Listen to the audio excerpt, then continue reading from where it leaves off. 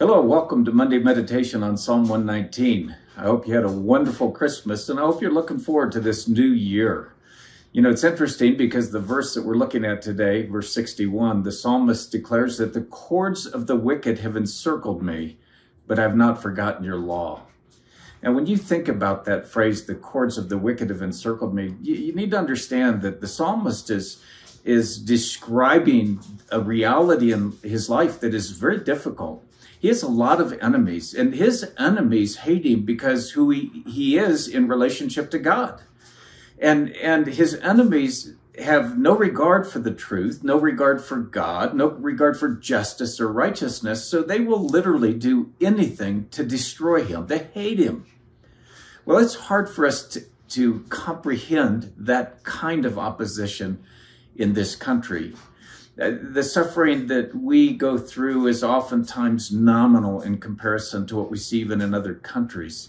And yet we see change in our country, don't we? I mean, you think of what it was like 5 years ago versus what it's like today. There's a lot of opposition to Christianity.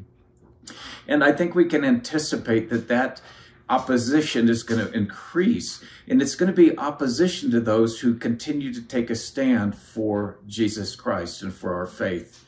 You know, it's interesting that Peter, when he was walking with the Lord, remember the Lord talked to him about the hard things that were going to happen. And Peter's response was, God forbid that this should happen to you. And our Lord said those famous words, get thee behind me, Satan. You're not setting your mind on God's interest, but on man's. Well, Peter learned his lesson, because when you get to 1 Peter in chapter 4, he reminds us that we ought not to be surprised about the fiery ordeal that comes upon us.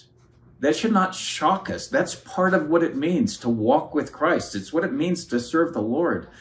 And folks, I hear a lot of Christians fearful and anxious about the future because they see things deteriorating. But listen, God is still accomplishing his plan. God still wants his children to walk faithfully.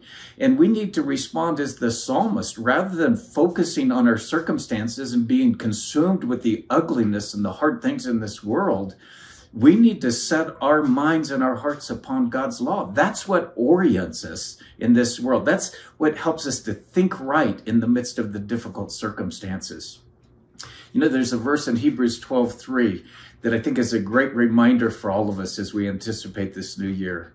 It says, for consider him who endured such hostility of sinners against himself, lest you grow weary and lose heart. Don't lose heart, believer. Walk faithfully, represent the Lord, let your light shine. It'll be a great year as we serve the Lord. Have a great week.